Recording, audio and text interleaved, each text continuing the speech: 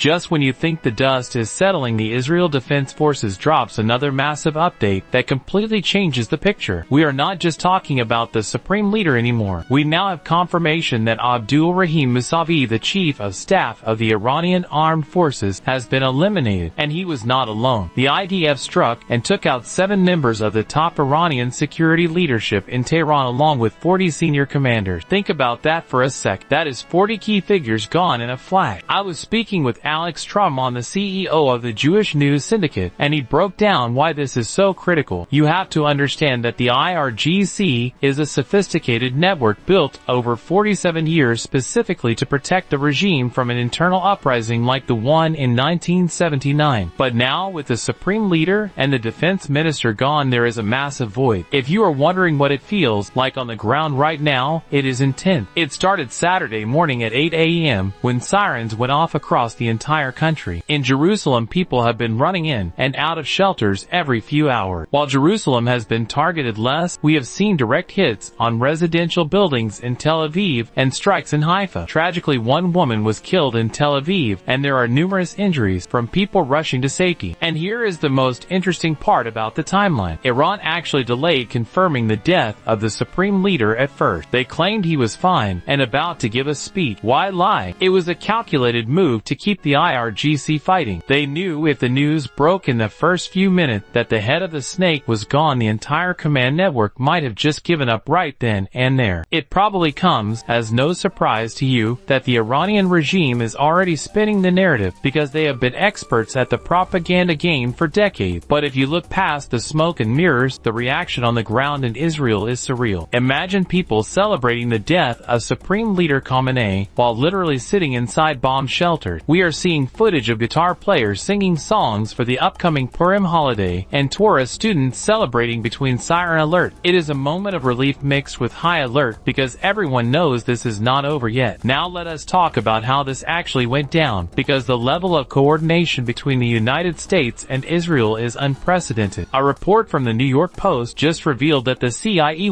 had been tracking Khamenei for months. That intelligence allowed Israel to time the strike perfectly while he was in a meeting. And here is the genius part about the timing. There were no major leaks. President Trump actually used a bit of strategic misdirection. Just 10 days ago, he said Iran had 10 days to make a deal. It feels exactly like the June 12-day war when he gave them a 60-day window, and on day 61 the strike happened. This was a calculated move to catch them off guard. So is this finally the end of the regime? That is the big question. Leaders are calling this a generational opportunity. The Iranian people have been waiting 47 years for this chance to take their country back, and now the door is finally open. You might have noticed a strange silence from the usual suspects lately. We have not heard much from the Houthis, Hamas, or Hezbollah in months, and that is not an accident. There is a specific reason why these groups, which have been Iran's forward-facing military strategy for decades, are suddenly sitting on the sidelines. The reality is that for the last 2.5 years, Israel and the United States have been systematically filing them down. Iran poured billions of dollars into these proxies to create a nuclear umbrella, essentially holding the entire region hostage so they could cross the nuclear threshold untouched. But that strategy is collapsing right in front of our eyes. In the first 24 hours of this operation, the proxies did not participate. Even though Qasim Naim, the new head of Hezbollah, claimed they would not sit out, their actions tell a different story. They know that if they jump into this fray now, Lebanon and Yemen will face severe punishment from the IDF and the United States. They recognize their own weakness. And this brings us to the bigger picture that Alex Trumon pointed out. The hope now is that the Iranian people, who have already been rising up for the last 6 weeks, will finally force the collapse of this regime after 47 years. As Senator Marco Rubio said on Fox yesterday, the United States has bases in the Middle East specifically to protect against Iranian aggression. This regime has destabilized Iraq, Syria, Lebanon, Yemen, Saudi Arabia, and the UAE. For the last 2.5 years, Israel has effectively been fighting a war on behalf of Western civilization against this terror network, and now it looks like that war might finally be coming to an end. You have to ask yourself where the line is drawn between a sovereign government and a hostage situation, because that is exactly the debate raging right now. The interviewer pushed back hard, asking what gives any nation the right to attack Iran and kill its leader Ali Khamenei, essentially questioning the justification for decapitating a sovereign state. The response was absolutely blistering. blistering. The argument being made is that you cannot call a regime legitimate when it has killed 30,000 of its own people. The opposition leader admits that Iran is an ancient and legitimate culture just like Israel or India, but he insists the current leadership is nothing more than a terror organization that has taken the country hostage. He paints a picture of a regime that uses the language of human rights and international law while making a mockery of it by funding groups like Hamas and slaughtering protesters. So what is the actual endgame here? It is not necessarily about an invasion and occupation. The goal is very specific, which is to demolish the nuclear program and the ballistic missile program. But there is a second layer to this strategy. It is about creating the right conditions so the Iranian people can finally rise up. He explicitly mentions that he hopes the people of Iran will find their own Nelson Mandela or Gandhi or Lech Walesa to carve out a new future. And here is the part that really tells you how serious this is. The man saying this is arguably Benjamin Netanyahu's most bitter political rival. He has criticized the Prime Minister heavily on Gaza and other issues, but on this specific war in Iran, he says they are totally united. There is no coalition or opposition when it comes to this threat. For them, victory is defined very simply. It is not about conquest, it is about survival. It means ensuring Iran never has the means to destroy Israel, and that Israeli children can sleep without the threat of a nuclear bomb or ballistic missiles raining down on their head. It is a stark definition of victory that focuses on removing a regime they see as a danger to the entire civilized world. Just when you think you have seen it all, the situation in Iran completely shifts gears, because we are not just talking about the supreme leader anymore. We just got confirmation of a massive development that changes the whole picture. The United States and Israel have expanded their target, and former Iranian President Mahmoud Ahmadinejad has been killed. If you remember him, he was the sixth president serving from 2005 to 2013, and was really the public face of that defiant nuclear program. What is crazy is that reports say he was actually under some kind of house arrest, but the intelligence was so precise that a strike took him out along with his advisors and security at the specific location where he was being held. And he is not alone. This is what experts are calling a total decapitation strategy. We are talking about 40 top leaders eliminated in a single wave. That includes Defense Minister Nazar Zadeh, the head of the IRGC Mahmoud Pakpor, and the head of the Army Mousavi. The scale of this is hard to even wrap your head around. Over 1,000 missiles have been fired deep inside Iran in just the past 24 hours. They are not just hitting Tehran either. They are striking sensitive religious centers and comm facilities in Isfahan, Fordow-Natanz, and even the crucial military port of Bandar Abbas. They use 30 GBU-31 bunker busters, which are designed to penetrate feet of concrete before exploding, so they knew exactly who was where. But here is where it gets really interesting regarding what comes next. If you thought the regime would just instantly collapse into a vacuum, Iran has actually triggered a contingency plan. They call it a managed continuity model. News is coming in that a new supreme leader will be chosen in the next 24 to 48 hours. In the meantime, 67-year-old Ayatollah Alireza Arafai has been named the interim supreme leader. He was born in 1959 and holds huge influence as the head of the National Network of Islamic Seminaries and a member of the Guardian Council. He is now part of a three-person governing council along with the current president and the chief justice to run the country. It is a level of structured response to a chaotic attack that the world has frankly never seen before.